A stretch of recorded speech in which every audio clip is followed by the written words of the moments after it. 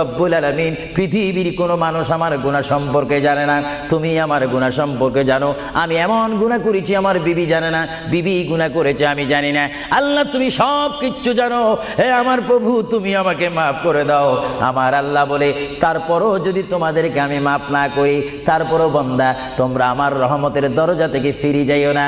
আমি তোমাদেরকে হুকুম দিচ্ছি, ওয়ালাউ আন্নাহুম ইয যালামু আনফুসাহুম জাউকা, বান্দারে যদি গুনাহ করে ফেলো আমার রহমত থেকে মুখ ফিরে তুমি চলে যাইও না। বান্দা আকাশ পরিমাণ যদি গুনাহ করো, পাতাল পরিমাণ যদি গুনাহ করো, সাগরের পানি পরিমাণ যদি গুনাহ করো, পাহাড় তুলনায় যদি তুমি গুনাহ করো, আমার দরবার থেকে তুমি নিরাশ হইও না।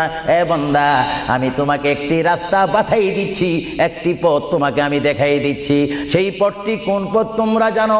ওয়ালাউ আন্নাহুম ইয যালামু আনফুসাহুম জাউকা, বান্দারে যখন তোমরা বরবাদ হয়ে যাবে তখন তোমাদেরকে একটা পথ আমি তোমাদেরকে দেখাই দিলাম, সেই পথটির নাম হচ্ছে আমার রাসূলের মদিনা। জোরে বলেন সুবহানাল্লাহ।